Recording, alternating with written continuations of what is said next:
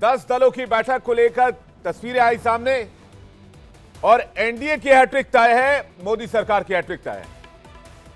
इस बात को लेकर विपक्ष के दिल में शंका है कि नंबर तो मिले, विपक्ष मजबूत तो हुआ, लेकिन सरकार बनाने का सर्टिफिकेट नहीं मिला, यानी कि मेजॉरिटी नहीं मिली। बीजेपी सबसे बड़ी पार्टी है, 240 की आसपास सीटें मिली है, लेकिन क्लियर मैंडेट बीजेपी को भी नहीं है। ऐसे में नीतीश और चंद्रबाबू नायडू का सहारा बहुत महत्वपूर्ण है, और सहारा महत्वपूर्ण इसलिए क्योंकि इनको साथ नहीं लाना पड़ेगा, ये ऑलरेडी साथ हैं। एनडीए के साथ मिलकर इन्होंने चुनाव लड़ा है और विपक्ष को भी चंद्रबाबू नायडू और नीतीश कुमार से ही उम्मीद है, यानी वो एनडीए को तोड़ने की जुगत लगा सकते हैं।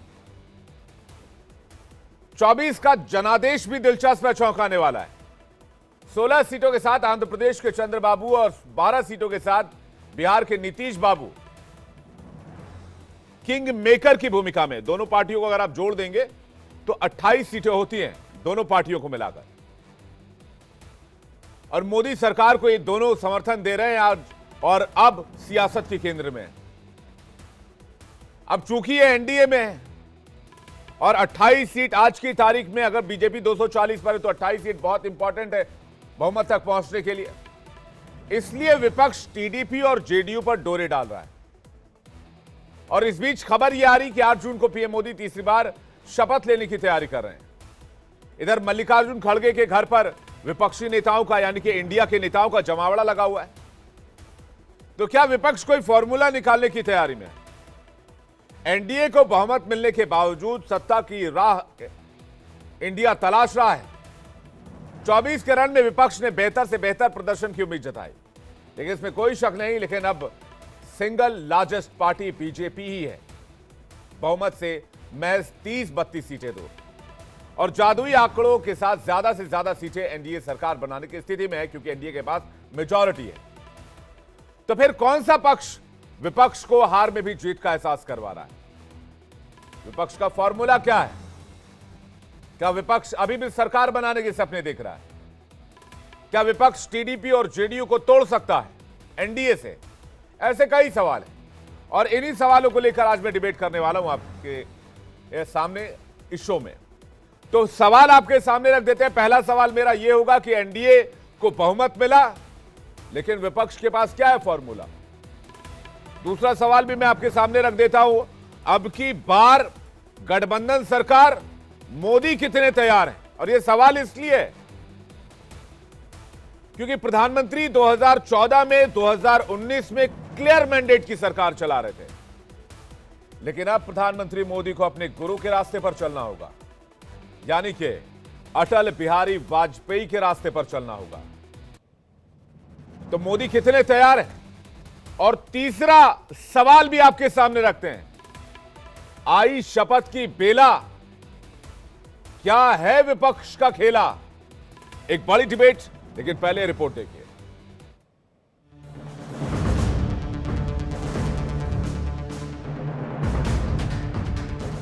चौबीस के सियासी रण में मैजिक जनता का चला, किसी भी एक दल को स्पष्ट जनादेश नहीं मिला। हाँ, बीजेपी के पास सबसे ज्यादा 240 सीटें जरूर हैं, और वही सत्ता के सबसे करीब भी है। मोदी ने राष्ट्रपति को इस्तीफा सौंप दिया है और 8 जून को शपथ ग्रहण की तैयारी भी है।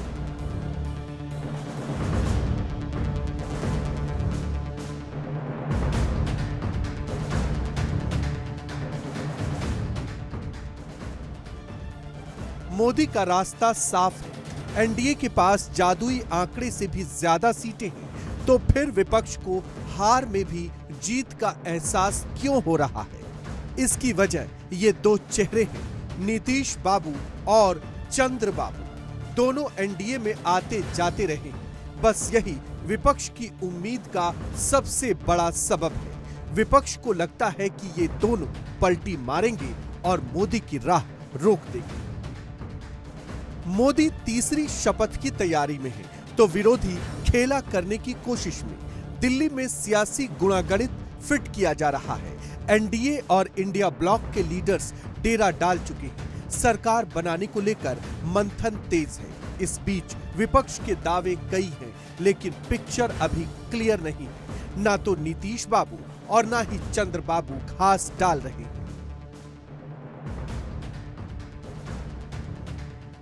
उसमें कोई कंफ्यूजन नहीं है। पीडीए की रणनीति और इंडिया गठबंधन का साथ जनता ने दिया है। रणनीति के लिए ही तो जा रहे हैं। रणनीति क्या बनेगी, अब पूछताछ करेंगे, वहाँ बातचीत होगी, उसी बार रणनीति बनेगी। 10 साल में मोदी जी ने कोई हिसाब नहीं दिया, तो जनता ने उनको सबक सिखाया। तो हम लोग सब लोग आज बैठक में यहाँ आए हैं। 6 बजे हम लोगों की बैठक है और देखते हैं बैठक में क्या सभी लोगों का राय होता है। ये जो दो चंद्रा बाबू जी और नीतीश कुमार जी, ये जो दो बाम्बू है, दो लकड़ियां है, उसका ऊपर अब ये सरकार बनेगी, वो कभी भी हिल सकती है। तो मोदी जी की तो नाक कट गई है। कहा जाता है कि नीतीश सबके हैं, इसलिए विपक्ष को उम्मीद है। आज की ये तस्वीर देखिए। पटना से दिल्ली नीतीश और तेजस्वी एक ही फ्लाइट में आए। पहले तेजस्वी नीतीश के पीछे वाली सीट पर बैठे, फिर उड़ान के दौरान बगल वाली सीट पर आ गए। दोनों में बातचीत क्या हुई ये तो नहीं पता, लेकिन कयासों का बाजार गर्म जरूर हो गया। ममता ने कल ही इशारों इशारों में न्योता दे दिया था। इतना जब्ती करने का बाद भी इंडिया जीता है और मोदी हारा है। आमी खुशी Modi ji single largest majority पायनी।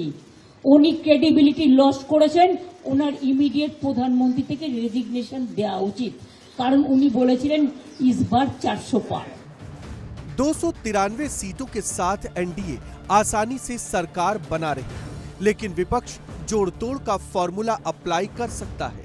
ऐसे में सियासी सरगर्मी और बढ़ सकती है। अगर वाकई नीतीश पलटते हैं तो मोदी के पास प्लान बी क्या रहेगा? अगर चंद्रबाबू पाला बदलते हैं तो नंबर्स का इंतजाम कैसे होगा? सबसे बड़ा सवाल तो ये है कि विपक्ष दोनों को साधेगा आखिर कैसे? कयासों और अटकलों पर चर्चा के साथ आज सबका हिसाब होगा।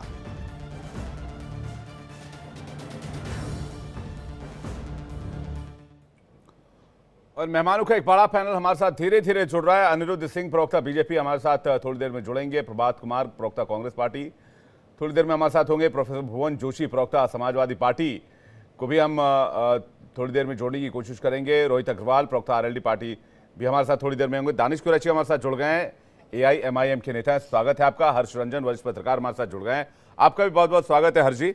मैं पहले दानिश कुरैशी जी से सवाल लूंगा, क्योंकि इन्होंने इंडिया अलायंस को खुला अपना समर्थन दिया है, जैसा कि मुझे अभी तक जानकारी मिली है। लेकिन इंडिया अलायंस जो सरकार गठन की कोशिश कर रहा है और कह रहा है हमारे पास सारे विकल्प खुले हुए हैं, दानिश कुरैशी जी, मैंडेट तो एनडीए के पास है। देखिए, मुझे लगता है कि मैंडेट तो ऑलरेडी बीजेपी के खिलाफ हो ही गया, क्योंकि जो बातें वो कर रहे थे कि अब की बार इस पार और उस पार, तो अब नदिया के बीच में मझधार, ये परिस्थितियां हैं। और रह गई बात कि अभी तो आज का दिन गुजरा है, अभी तो बहुत कुछ राह कठिन है, इजी नहीं है, और आने वाली परिस्थितियां क्या कठिनाई है? देखिए, मैं आपको हमेशा कहता हूं हम लोग खुल के बात कर सकते हैं। क्या कठिनाई है आपको? आप लोग क्या मान के चल रहे हैं? नहीं तो मतलब मेरा तो ये मानना है कि अगर कठिनाई नहीं है तो जो परिस्थितियां आप कल से देख रहे हैं उसके सामने आप देख लीजिए कि नीतीश बाबू का रवैया कल आपने देखा, फिर आज आपने देखा। इनकी बात की जाए चंद्रा बाबू जी की, तो उनका रवैया आपने देखा। तो ये परिस्थितियां आपके सामने ही हैं। मतलब कठिनाइयां तो जी, मुझे तो दानिश भाई आपके सामने मैंने स्क्रीन पे तस्वीरें रखी हुई हैं, मुझे तो नीतीश कुमार यहाँ ठहाके लगाते दिख रहे हैं। ये देखिए, प्रधानमंत्री के ठीक बगल में लेफ्ट में पहले चंद्रबाबू नायडू बैठे हुए हैं और दूसरे नंबर पर नीतीश कुमार बैठे हुए हैं। और बिल्कुल बहुत सांकेतिक भाषा उन्होंने आज इस्तेमाल की है। मेरे ख्याल से एयरपोर्ट से जब वो रिटर्न आ रहे थे कि सरकार तो बनेगी। अरे तो सरकार तो बनेगी, समझे आप, लेकिन वो ये नहीं कहते नजर आए कि किसकी बनेगी। नहीं तो इसमें कहीं कोई, मुझे नहीं लग रहा है, कोई शक नहीं है, सरकार तो बेशक बनेगी किसी की ना किसी की, लेकिन किसकी बनेगी वो तय करेंगे ना। हर्ष जी, आप क्या कहेंगे इस पर? जो बातें बार बार कही जा रही कि भाई अब विकल्प अभी भी खुले हुए। रोहित अग्रवाल हमारे साथ आ गए। रोहित अग्रवाल जी, स्वागत करना चाहेंगे आपका आज की डिबेट में। हर्ष जी, आपको लग रहा है या फिर ये एक तरह से प्रेशर पॉलिटिक्स है जो राजनीति में देखने को मिलता है? देखिए, चूंकि क्लियर मैंडेट किसी भी पार्टी को मिला नहीं है जी। बीजेपी सबसे बड़ी पार्टी के तौर पर जरूर उभरी है 240, और जो प्री पोल अलायंस है एनडीए का, उससे उसको 290 से भी ज्यादा 292 सीटें जरूर मिल गई हैं। लेकिन दो चरित्र, आई मीन राजनीतिक दो चरित्र, चंद्रबाबू नायडू और नीतीश कुमार का पिछला रिकॉर्ड देखते हुए लोगों को ये संशय उत्पन्न हुआ है, और उसमें संशय उत्पन्न होने में कोई मनाही भी नहीं है, क्योंकि वो पहले करते रहे हैं। पहले चंद्रबाबू नायडू भी एनडीए के हिस्सा थे, और आंध्र प्रदेश को स्पेशल स्टेटस का दर्जा नहीं मिलने की वजह से वो एनडीए से अलग हो गए थे। और नीतीश कुमार तो कई बार इधर से उधर हुए हैं, तो इसी वजह से लोगों को ऐसा अंदेशा हो रहा है और शक हो रहा है। लेकिन इससे बड़ी बात यह है कि ये जो सरकार अगर एनडीए की बनेगी भी, तो ये इतनी स्मूथ नहीं चलेगी जितनी पिछले 10 वर्षों में प्रधानमंत्री नरेंद्र मोदी चलाते आए हैं। अब जब ये समझना बहुत यहाँ पे जरूरी है कि स्मूथ सरकार हम किसे कहते हैं। देखिए, स्मूथ सरकार उसे कहते हैं कि जो आपने सोचा हर्ष जी, मुझे मैं इस पर काउंटर करूंगा आपको। मुझे बताइए, 1999 की गवर्नमेंट अटल बिहारी जी की क्या स्मूथ नहीं चली थी? उसमें बीजेपी की 85 सीटें थी। मुझे बताइए, क्या यूपीए की गवर्नमेंट 2004 में स्मूथ नहीं चली, जब 145 सीटें थी कांग्रेस के पास, और 204 सीटें 2009 में आई थी, तब क्या स्मूथ नहीं चली थी? आज बीजेपी के पास 240 प्लस सीटें हैं, 241 के आसपास सीटें हैं। बिल्कुल विवेक, आपका सवाल बेहद लाजमी है। मैं एक इसमें और जोड़ देता हूं। 1991 में नरसिम्हा राव की अल्पमत की सरकार थी, 245 सीटें ही आई थी, और बाद में वो बहुमत की सरकार हो गई थी। लेकिन यहां बात प्रधानमंत्री नरेंद्र मोदी की हो रही है। यहां अटल बिहारी वाजपेयी की बात नहीं हो रही है, यहां मनमोहन सिंह की बात नहीं हो रही है। जब आप बड़े फैसले लेने की बात करते हैं, जब आप पूरी सरकार अपनी तरह से चलाने की कोशिश करते हैं, तो अगर आपके पास मैंडेट नहीं होता है 272 से ऊपर अपने पर सरकार बनाने का, तो क्या क्या दिक्कतें होती हैं, मैं उसकी गिनती करवाना चाहता हूं। सबसे पहले तो यह है कि लोकसभा अध्यक्ष जो है वो आपको किसी दूसरी पार्टी का देना होगा। अपने हिसाब से आप किसी भी एमपी को उठा के नहीं बना सकते, क्योंकि विपक्ष मांगेगा कि मुझे ये देना चाहिए, देना पड़ेगा आपको। क्या वो मनमोहन सिंह की तरह, क्या वो वाजपेयी की तरह, क्या वो नरसिम्हा राव की तरह नरेंद्र मोदी की जो सरकार होगी वो उतनी सरलता से दे पाएगी, उतनी सहृदयता से दे पाएगी? पहला सवाल। दूसरा, आपने देखा कि 2019 से लेकर 2024 तक ये पहली बार था जब लोकसभा को कोई उपाध्यक्ष नहीं मिला था। आमतौर पर लोकसभा को उपाध्यक्ष मिलता है, पहले भी मिलता रहा है, नहीं मिला। तो सरकार इस तरीके से चलती है। जब आपके पास मैंडेट पूरा होता है, जब आपके पास 272 से ज्यादा आंकड़ा खुद का होता है, आपको बिल पास कराने में आसानी होती है। विपक्ष कमजोर होता है तो संसद में उसे बोलने का समय कम मिलता है, तो आप हावी होते हैं।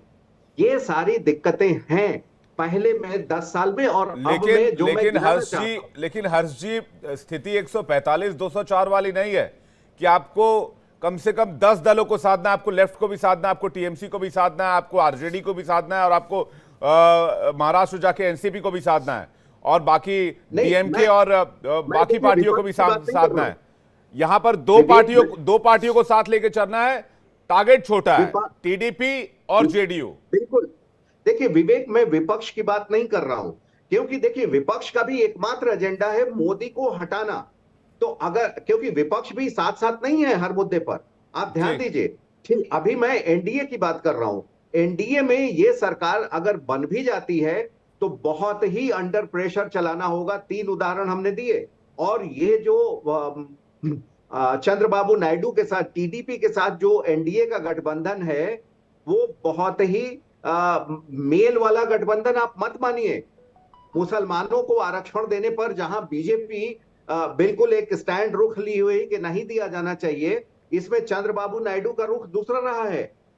आंध्र प्रदेश को स्पेशल स्टेटस देना पड़ेगा, मांगेंगे वो।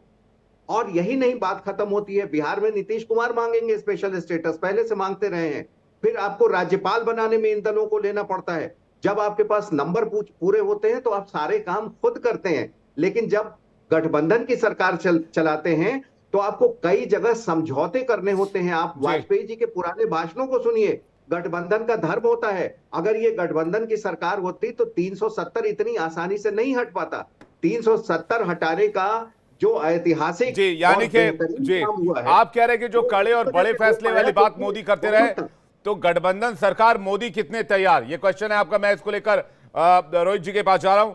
रोहित जी, गठबंधन में तमाम तरह की चुनौतियां होंगी, प्रधानमंत्री खुलकर फैसला नहीं ले पाएंगे, क्या एनडीए के अंदर इस तरह की चीजें देखने को मिलेंगी, या जो गठबंधन की सरकार है इसका नेचुरल नेचर ऐसा ही होता है कि आपको सबको साथ में लेकर चलना होता है? विवेक जी, मुझे लगता है कि इंडिया गठबंधन अपना मानसिक संतुलन खो चुका है, या तो फिर वो उसने विपक्ष में रहने के लिए ही चुनाव लड़ा था। इंडिया गठबंधन जिस तरीके से जश्न मना रहा है वो ऐसा लग रहा है जैसे शपथ राहुल गांधी जी लेने जा रहे हो। अरे स्थिति ही नहीं समझ में आ रही है इनको कि भैया तुम कल भी विपक्ष में थे, आज भी आप विपक्ष में हो, उसके बावजूद आप ना जाने कौन कौन से पकौड़े पका रहे हो।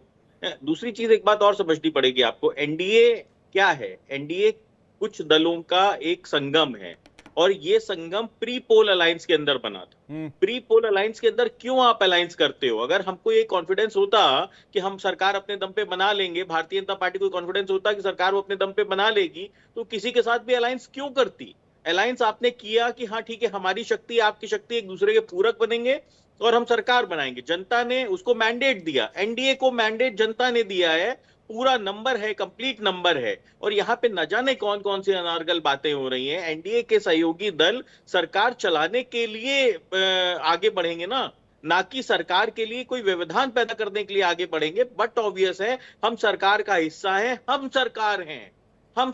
आप क्यों नहीं समझने की कोशिश कर रहे हो कि हर दल जो कि सरकार का हिस्सा होता है वो सरकार होता है। तो ऐसी स्थिति में, और जनता के लिए भी डेमोक्रेसी का मतलब ही यही होता है, डेमोक्रेसी तभी स्ट्रांग हो सकती है जब विपक्ष स्ट्रांग हो। भाई पिछले 2 कार्यकाल से हमने देखा कि ये नेता प्रतिपक्ष तक चुनने की हैसियत नहीं रखते थे, और इस बार कम से कम नेता प्रतिपक्ष तो चुन पाएंगे। अच्छा, एक चीज और मजेदार देखिए, एक तरफ भारतीय जनता पार्टी जो एक सबसे बड़े दल की तरह से उभरी है, उसके पास 240 सीटें हैं।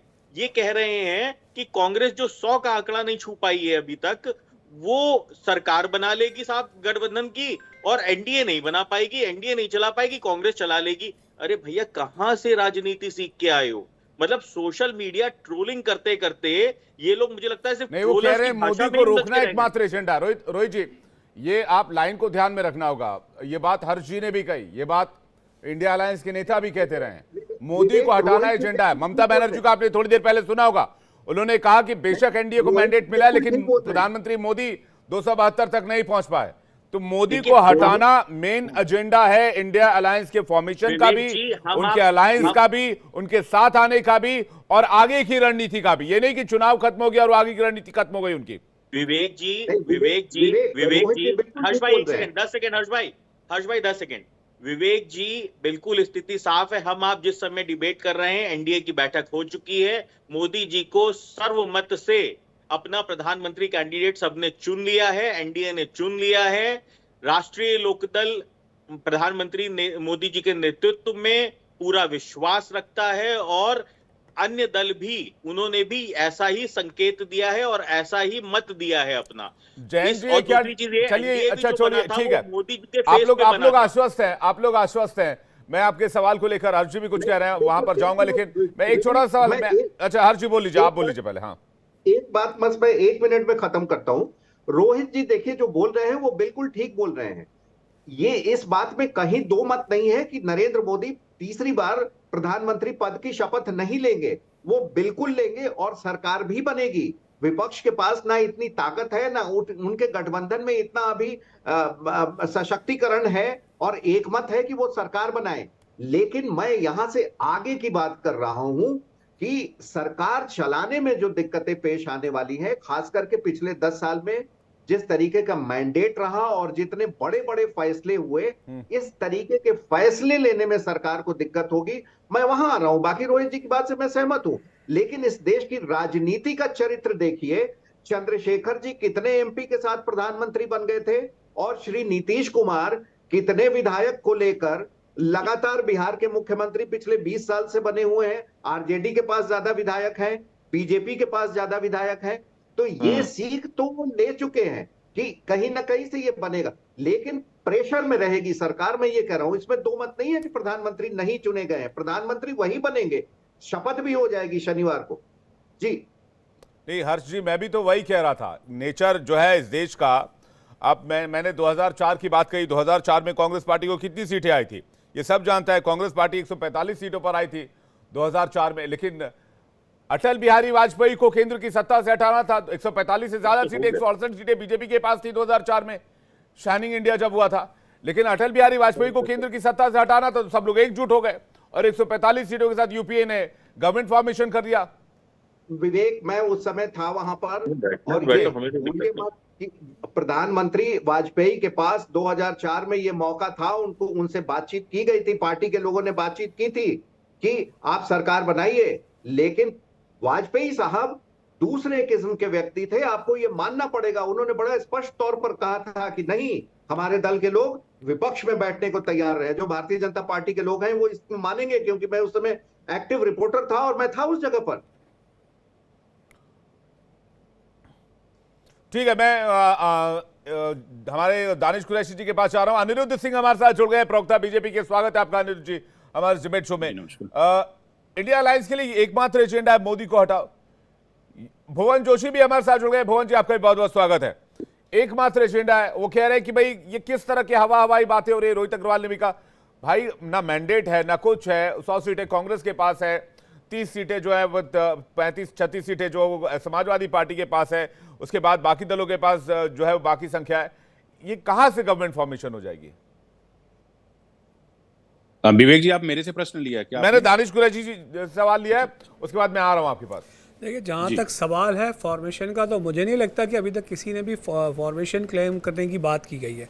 लेकिन सवाल जो है, जिस तरीके की देश में पिछले 10 सालों से राजनीति होती आई है, मैं यही कहूँगा कि कल के भी अगर भाषण देखा जाए तो मोदी जी का जो भाषण था कि हम कड़े फैसले करने वाले हैं, तो क्या है वो कड़े फैसले जो अब तक पिछले छोड़ के आए थे? क्या वो इसको कंटिन्यू कर पाएंगे?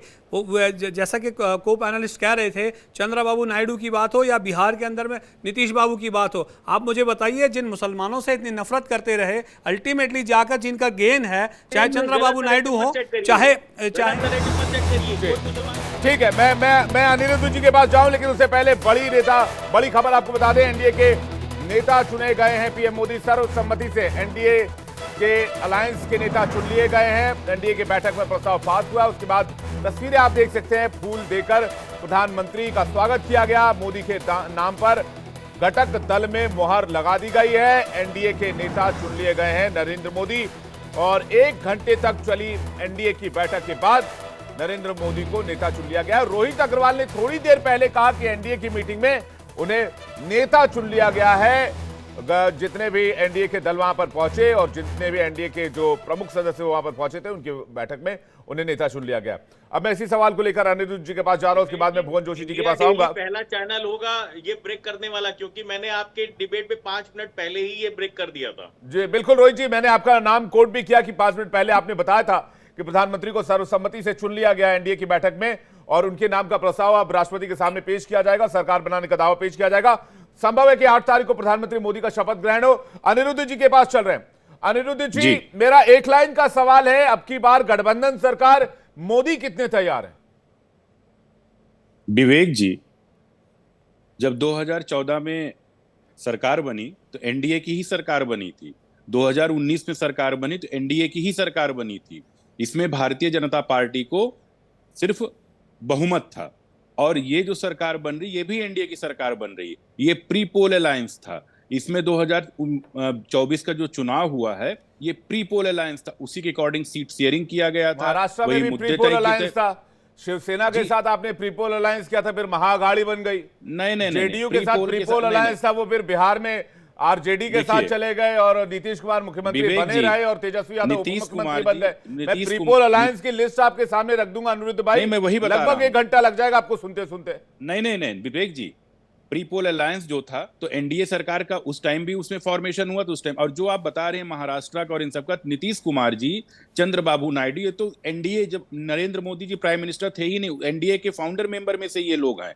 ऐसा नहीं है कि ये लोग आज के हैं, सिर्फ कुछ समय के लिए चंद्रबाबू जी और कुछ समय के लिए नीतीश जी ये चले गए थे। अब बोलिए, आपकी आवाज आ रही है। जी जी। तो कुछ समय के लिए नीतीश जी, कुछ समय के लिए चंद्रबाबू नायडू जो चले गए थे, तो परिवार में होता ही है, कुछ समय के लिए आना जाना, ये सब चलता रहता है। लेकिन ये सब हमारे नेचुरल अलाई हैं, प्री पोल अलायंस करके कायदे से सीट जीते। आज एनडीए देखिए चुनाव में एक हमारे काउंटर प्रवक्ता बोल ही रहे हैं। मेरा सवाल वो नहीं था जो आप कह रहे हैं। मैं आपका सवाल समझ गया विवेक जी। मेरा सवाल ये चाह रहे है, हैं मेरा सवाल विवेक भाई, तीर कहाँ मारते हैं मुझे पता रहता है।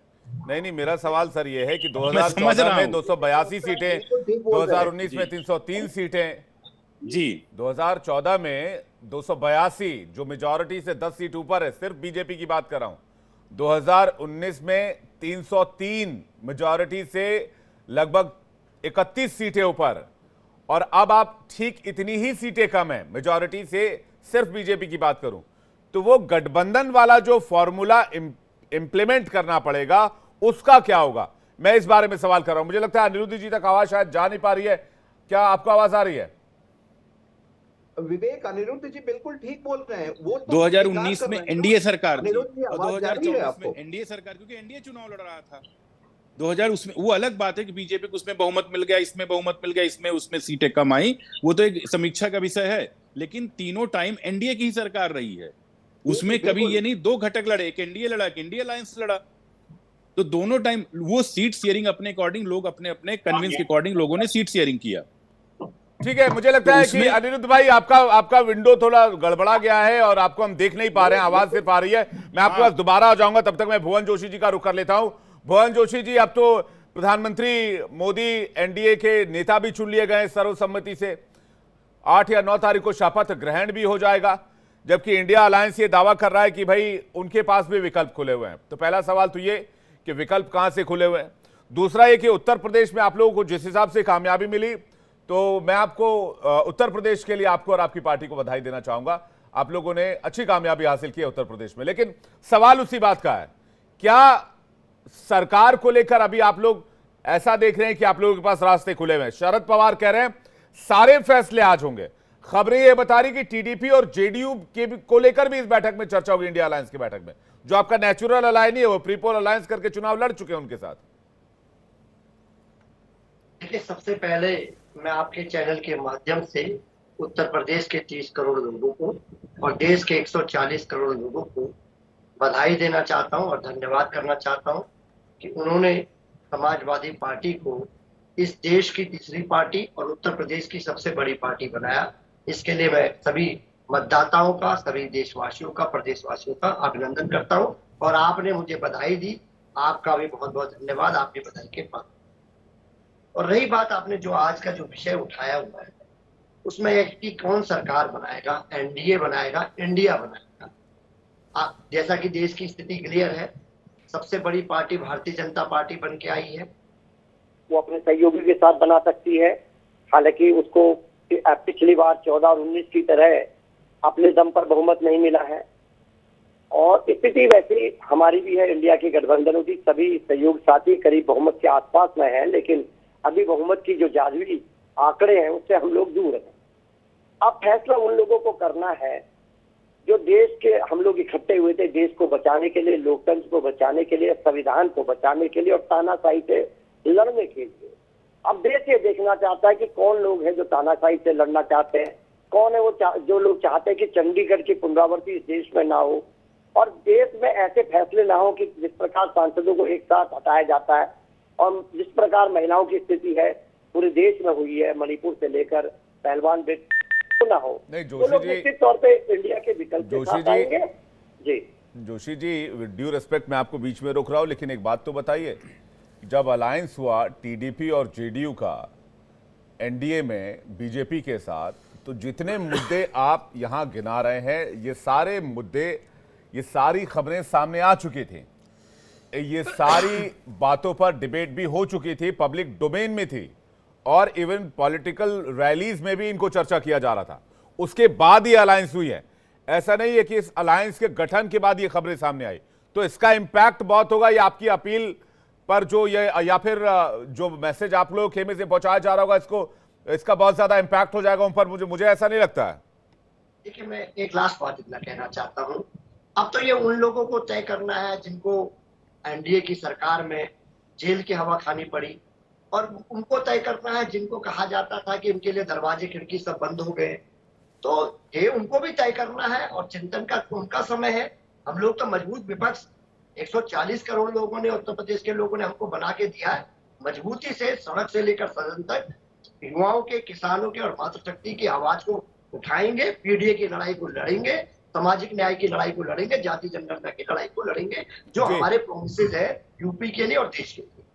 ठीक है, प्रभात कुमार प्रवक्ता कांग्रेस पार्टी हमारे साथ जुड़ गए हैं। अनिरुद्ध जी अगर हमारे साथ जुड़ गए हैं तो उनको भी स्क्रीन पर लेकर आइए, क्योंकि मैं उनको देख नहीं पा रहा हूं, ना उनकी आवाज आ पा रही है। प्रभात कुमार, मेरा आपसे सवाल सीधा है, 100 सीटें जीतकर आप चाह रहे हैं कि आपकी सरकार बन जाए और 240 सीटें जीतकर सामने वाला ना चाहे कि उनकी सरकार बने। आप कह रहे हैं कि सारे फैसले आज होंगे। आप कह रहे हैं कि टीडीपी और जेडीयू के संपर्क में भी, मतलब सोर्सेज के हवाले से खबर मिल रही है कि आप लोगों ने उनको भी कनेक्ट करने की कोशिश की है या उन तक पहुंचने की कोशिश की है। विवेक भाई, मैं यहाँ पर एक छोटी सी घटना का जिक्र करना चाहूंगा। आवाज आ रही है मेरी? एकदम कर लीजिए, एकदम पूरी टनाटन आवाज आ रही है आपकी, बोलिए। हाँ, मैं एक छोटी सी घटना का जिक्र करना चाहूंगा। हाँ। मेरे ख्याल से इलाहाबाद से पंडित नेहरू चुनाव लड़ रहे थे और उनके खिलाफ डॉक्टर लोहिया चुनाव लड़ रहे थे। हाँ। डॉक्टर लोहिया को चुनाव में 50,000 वोट आया विवेक भाई। हाँ। पता है आपको कल होकर के वो उस वक्त के तत्कालीन अखबारों ने क्या लिखा? वो अखबारों ने लिखा कि पंडित नेहरू ने 50,000 लोगों का विश्वास खो दिया। आप सोचो, मैं इसलिए इन बातों का जिक्र करना चाहूंगा। हाँ। कि अभी हमारे बड़े भाई मतलब खुशहाली के साथ बोल रहे थे, ठीक है, वो आपका अधिकार है और जनादेश सर्वोपरि है। मैं शुरुआत से बोलता आया हूं, जनता जो आदेश करेगी, अरे प्रभु बोल लेना, आप सुन भी लो, सुनना भी अच्छा होता है। जनादेश बोल ही नहीं रहा है, प्रभात जी सिर्फ आप बोल रहे हैं। भाई बोलिए बोलिए। थोड़ी सी टेक्निकल प्रॉब्लम है, मैंने बताया था आपके पीसीआर को। अच्छा अच्छा। जनादेश सर्वोपरि है, जनादेश सर्वोच्च है, लेकिन इस बार किसी को भी कुछ ना होना है कांग्रेस का। अरे रोहित भाई 2 सीट आ गए, सुन लीजिए ना, सुन लीजिए प्रभात भाई को, सुन लीजिए भाई। 2 सीट खुद का निकाल लिया, पर पूरे पश्चिमी उत्तर प्रदेश में निपटा दिया इनको। हुक्का निकाला है, भर दो जी। रोहित भाई, मैं आपको बधाई दे रहा हूँ। अरे बधाई तो कबूल कर लो, मैं आपको बधाई दे रहा हूँ। 2 सीट आपने निकाला, सरकार में रहेंगे और पूरे पश्चिमी उत्तर प्रदेश में भाजपा को निपटा दिया आपने, अच्छा किया। मैं आपको तहे दिल से धन्यवाद देता हूँ। सवाल आज जो स्थिति पैदा हुई है कांग्रेस को, क्या हो गया मुझे समझ में नहीं आ रहा है, क्या जीत गए? एक एक करके रोहित जी, एक एक करके रोहित जी, एक एक करके। इसके बाद अनिरुद्ध जी के पास आ रहा हूं, एक सेकंड, एक एक करके प्रभात जी को बोलने दीजिए। प्रभात जी ने एक बहुत अच्छा किस्सा सुनाया, मैं किसी ने जवाब दूंगा जी। प्रभात जी बोलिए। बधाई दे रहा था उनको। हाँ, अब बधाई भी नहीं लेना चाहते, उनकी इच्छा। मैं ये कह रहा हूं कि जो परिस्थितियां अभी देश के अंदर, तत्कालीन परिस्थितियां जो देश की है अभी, किसी भी पार्टी को स्पष्ट जनादेश नहीं है। और हर जगह भारतीय जनता पार्टी ने तो ये ट्रेंड चलाया। भैया आपका अलायंस और दूसरे का अलायंस पार्टी, प्रभात जी नहीं, आप समझो महाराष्ट्र, नहीं ये मैं कह, आप समझिए ना, आपका अलायंस इंडिया अलायंस और सामने वाला का पार्टी, किसी पार्टी को क्लियर मैंडेट नहीं है। मैं ये क्या, आपने जनादेश, देखिए आपने जनादेश खोने वाली बात की। प्रभात भाई सुन लीजिए ना सर, आपने जनादेश खोने वाली बात की। 1984 में आपको मिली थी 415 सीटें और बीजेपी को मिली थी 2 सीटें, लेकिन इसके बाद जब 1989 में चुनाव हुए तो आपने 415 का विश्वास खोते हुए आप खोते पहुंच गए 197 पर और बीजेपी पहुंच गई 85 पर, सिर्फ 5 साल में। फिर इसके बाद जब आगे बढ़े 1991 में फिर इलेक्शन हुए तो 244 पर आप आए और उसके बाद 120 पर पहुंच गई बीजेपी। तो ये जनादेश को खोने का और पाने का सिलसिला चलता रहा है। लेकिन मैं सवाल आपसे ये नहीं पूछ रहा था, मैं आपसे पूछ रहा था एनडीए अलायंस को क्लियर मैंडेट है, फिर आप सरकार बनाने की बैकडोर से कोशिश कर रहे हैं क्या? मेरा सवाल बस यही है, क्या आप बैकडोर से जाएंगे? बिल्कुल, आप समझो हम अपनी तरफ से कुछ नहीं कर रहे, लेकिन जो हमारी विचारधारा के लोग हमारे साथ आना चाहेंगे तो विवेक भाई क्या करें? अगर आपका प्रेम मेरे प्रति होगा तो मैं तो आपको धक्के नहीं दूंगा ना, भाई हो आप मेरे। तो जो हमारी विचारधारा, जो संविधान के साथ खड़े लोग हैं, लोकतंत्र को बचाने की बात करने वाले लोग हैं, अगर वो हमारे साथ आना चाहेंगे तो स्वागत है उनका। आप समझो इस चीज को, हम भारतीय जनता पार्टी की तरह तोड़फोड़ नहीं करेंगे। तोड़फोड़ का नतीजा महाराष्ट्र के लोगों ने भारतीय जनता पार्टी को उल्टे गाल पे थप्पड़ मारा है। भैया मैं आपसे पूछ रहा हूँ, अब इसमें इनको सीख नहीं अगर आप जेडी और तो ये टीडीपी काम तक है, पहुंचने ये की इनका काम कोशिश है। करें तो बैकडोर ही ना हुआ, तो यही तो मैं कह रहा हूं। और क्या कह रहा हूं, आप कह रहे हैं तोड़फोड़ की कोशिश नहीं, वो तो एनडीए के नेचुरल अलायंस है, वो प्री पोल अलायंस है। ऐसा नहीं कि वो अब वो अलायंस करने की कोशिश कर रहे हैं। किसको बोलते हो नेचुरल? तो नेचुरल करप्ट पार्टी बताते थे अजीत दादा पवार के बारे में, और गले लगा लिया इन्होंने। तो महाराष्ट्र के लोगों ने बताया नेचुरल होता क्या है। इनके नेचर पर यकीन नहीं है उनको। महाराष्ट्र के लोगों ने इनकी पोल खोल के रख दी है, इनकी सारी कलई खुल गई। आप किसी के घर में तोड़फोड़ करो और फिर जबरन जी, बताओ ना। लेकिन अच्छा एक बात बताइए, मैं इसके बाद अनिरुद्ध जी के पास जा रहा हूं, काफी देर से इंतजार कर रहे हैं।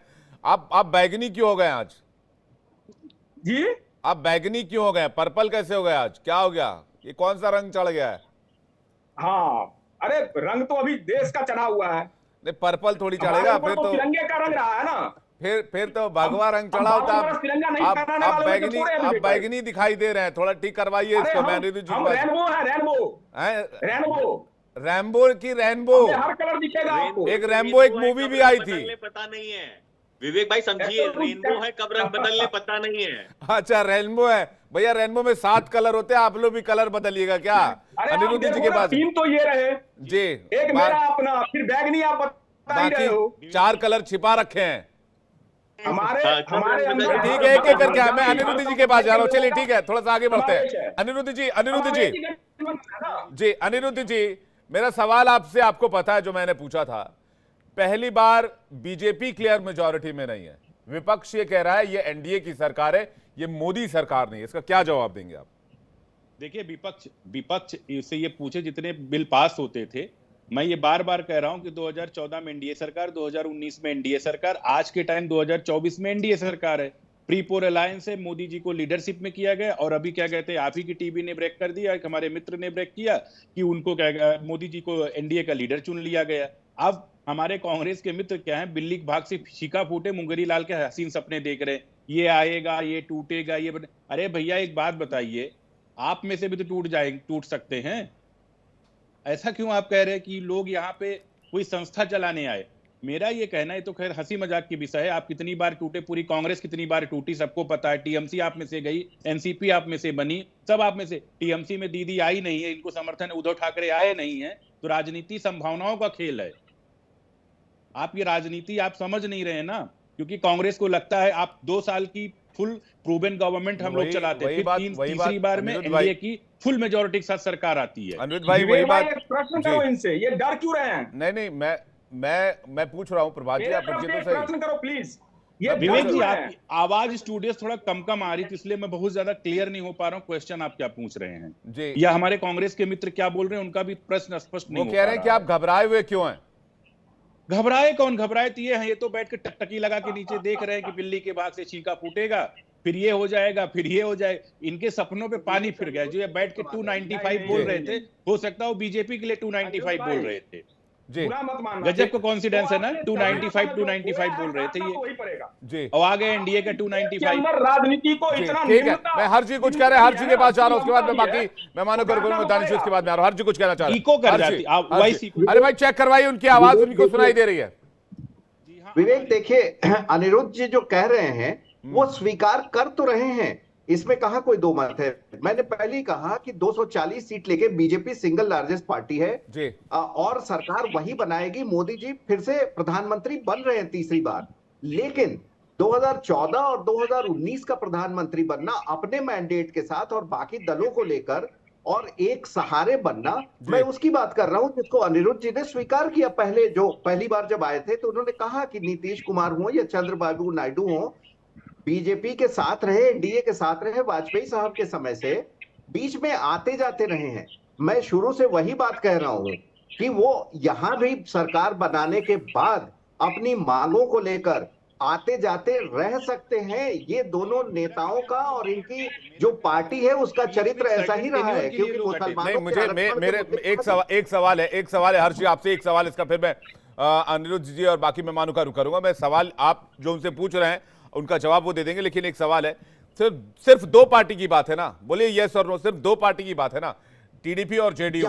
और अगर मैं दोनों पार्टियों की 28 सीटें आज की तारीख में घटा देता हूं तो फिर भी 8 सीटें कम पड़ेंगी बीजेपी को, जबकि 10 सीटें पूरे अलायंस को कम पड़ जाएंगी इन दोनों के जाने के बाद भी इंडिया अलायंस में। हर्ष जी, तो 32 से 36 दलों को संभाल पाना या फिर 8 अदर्स को संभाल पाना, आप बताइए मुझे।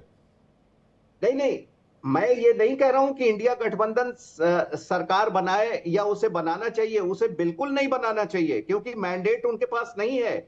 मैं सिर्फ इस मुद्दे पर हूं कि सरकार इस बार बीजेपी के लिए चलाना उतना आसान नहीं। ठीक है, मैं इसका जल्दी से जवाब लेता हूं अनिरुद्ध जी से। शर्तों पर नहीं होगा। अनिरुद्ध जी जल्दी से इसका शॉर्ट आंसर कर, बाकी मेहमान को करूंगा। मोदी जी को सामूहिकता में बहुत ही विश्वास है। वो प्रधानमंत्री बनने से पहले मुख्यमंत्री थे, मुख्यमंत्री बनने से पहले कभी चुनाव नहीं लड़े थे एक बार भी। उसके पहले राष्ट्रीय महासचिव थे बीजेपी के, कई प्रांतों में संगठन महामंत्री थे, जहां उनकी वजह से सरकार आई है भारतीय जनता पार्टी की। तो ऐसा नहीं कहा जा सकता कि उनको सामूहिकता। मेरा एक सिंपल सा सवाल है, ठीक है अनिरुद्ध जी, मैं आ रहा हूं आपके पास।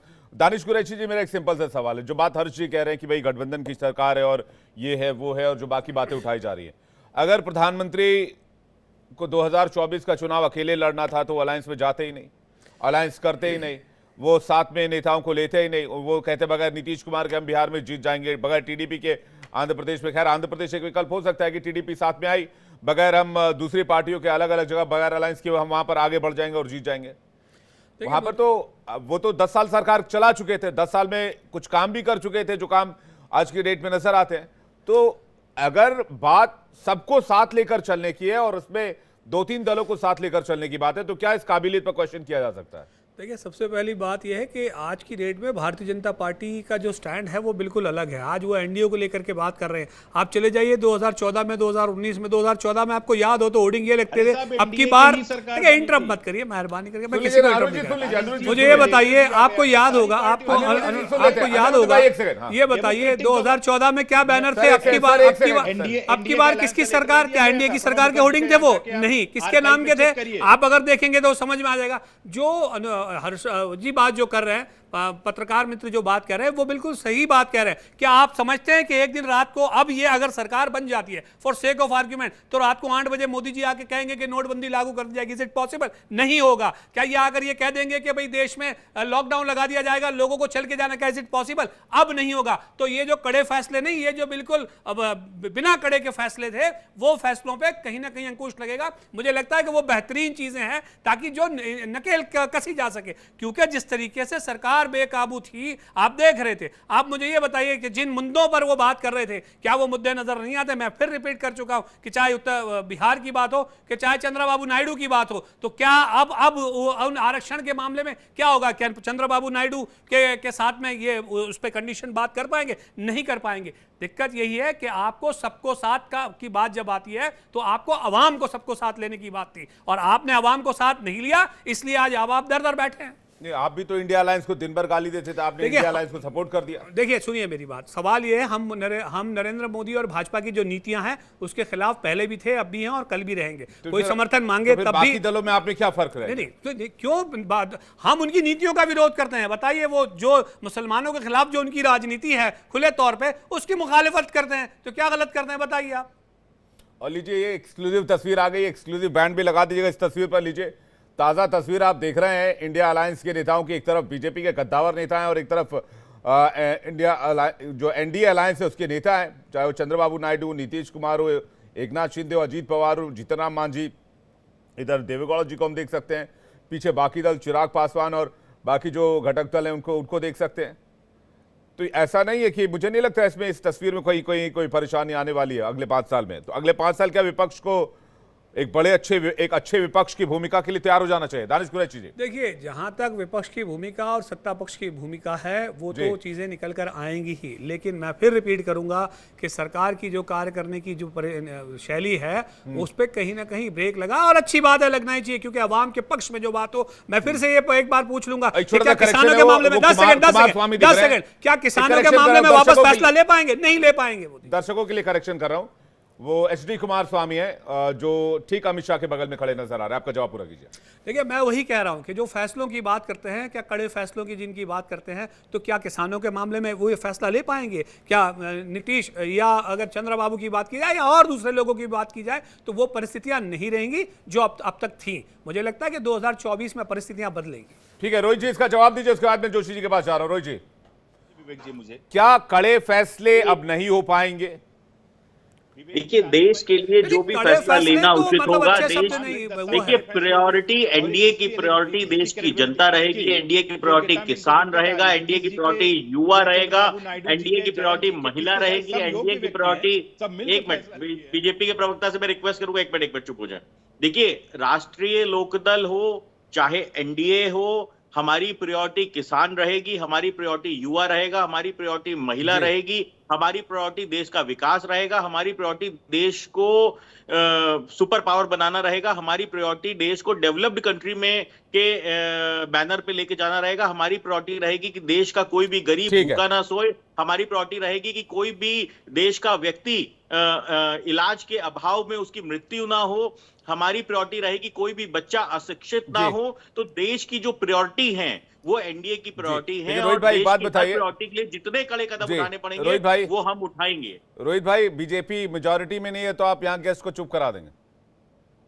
नहीं, अरे मतलब मेरे भाई हैं, आपने मुझसे सवाल पूछा था विवेक भाई, अब यहाँ तो झगड़ा मत करवाओ। आपका सवाल मुझसे था, आपने तो कहा 1 मिनट चुप हो जाइए, ऐसे रूडली का मुस्कुरा के भी कह देते।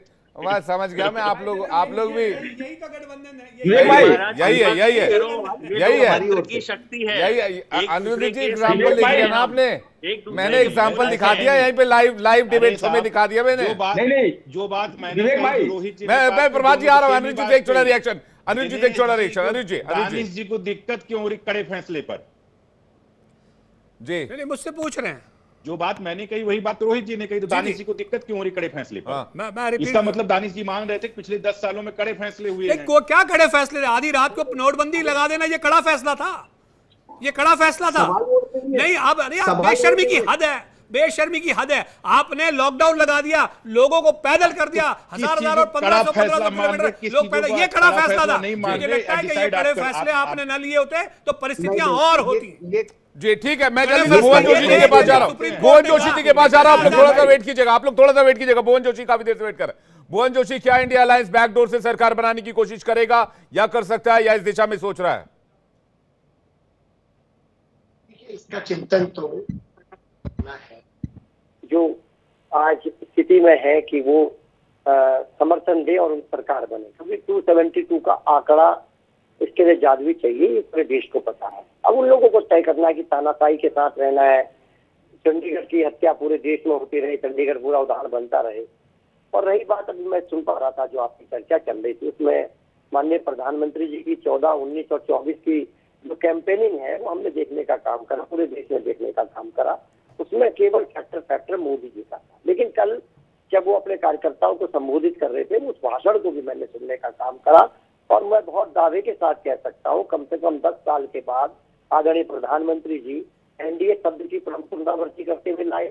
और मान्य और जो दोनों फिगर है जो आज जादुई आंकड़े को जो पार करा सकते हैं, आदरणीय नायडू साहब, आदरणीय नीतीश कुमार साहब, उन दोनों का नाम कम से कम 2-2, 3-3 बार लेने का काम करा। और अभी मैं इंडिया अलायंस की बैठक को भी देख पा रहा था, उसमें कई चेहरे जो राजभर साहब है, निषाद साहब है, वो सब गायब है। यानी जरूरत के हिसाब से आज लोगों को बुलाया गया है, जिनकी जरूरत है उनको, और बाकी गठबंधन तो चल ही रहा था जैसे पहले चल रहा था।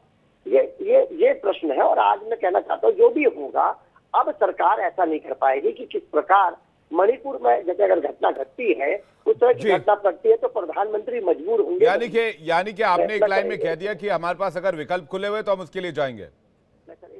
कंप्लीट कर दूंगा कि अब क्या नहीं हो पाएगा देश में, और वो भी बीजेपी की गवर्नमेंट कह लीजिए, एनडीए की गवर्नमेंट, अब ये नहीं हो पाएगा कि मणिपुर में आग लगी तो प्रधानमंत्री को जाना पड़ेगा, पहलवान बेटियां घसीटी तो जाना पड़ेगा। मतलब ये कहने का मतलब है कि आप मजबूत विपक्ष की भूमिका में नजर आएंगे, एक प्रोजेक्शन आप दे रहे हैं, आप विपक्ष की भूमिका अच्छे से निभाएंगे। प्रभात जी के पास और आखिरी सवाल लेकर। प्रभात जी, मेरा सवाल आप ही को, आखिरी सवाल आपसे ही है। मैंने जो सवाल किया भुवन जोशी जी से, आपसे भी वही पूछना चाह रहा हूं, जब आपके पास मेजोरिटी नहीं है तो कौन से खेल में लगे हुए हैं ये भी बता दीजिए। ये बैगनी लाइट वाला खेल क्या आपका? नहीं, मेरा एक दो छोटा छोटा प्रश्न है विवेक भाई आपके माध्यम से। हाँ, एक तो रोहित भाई ने बहुत सारी बातें बताई। रोहित भाई, एमएसपी पर कानूनी गारंटी दिलवाओगे ना? मतलब लाठियां खाई थी आदरणीय जयंत जी ने। बिल्कुल दिलवाएंगे, बिल्कुल दिलवाएंगे। एमएसपी के ऊपर कानूनी गारंटी बिल्कुल दिलवाएंगे सर। आप भूल गए थे ना, अरे आप बीजेपी के साथ चले गए, इसलिए किसान आप भूल जाते हो ना, मुझे याद दिलवाना पड़ता है। यही है। ठीक है, ठीक है। अगला सवाल, जल्दी से अगला सवाल, जल्दी से अगला सवाल प्रभात जी, जल्दी से अगला सवाल, नेक्स्ट क्वेश्चन। का काम अग्निवीर के माध्यम से किया गया जी, अग्निवीर को लेकर क्या स्टैंड है? अनिरुद्ध जी से अग्निवीर को लेकर क्या स्टैंड है? अनिरुद्ध जी, एमएसपी और अग्निवीर। अनिरुद्ध जी, अग्निवीर और एमएसपी, मेरे पास समय सीमित। अग्निवीर और अनिरुद्ध जी, जल्दी से अग्निवीर एमएसपी के मित्र से जी। देखिए, वो आज डिस्कशन करने ही, मैं कह रहा हूँ सपा को कांग्रेस का आपके माध्यम से दो प्रश्न बस इतना पूछना चाहूंगा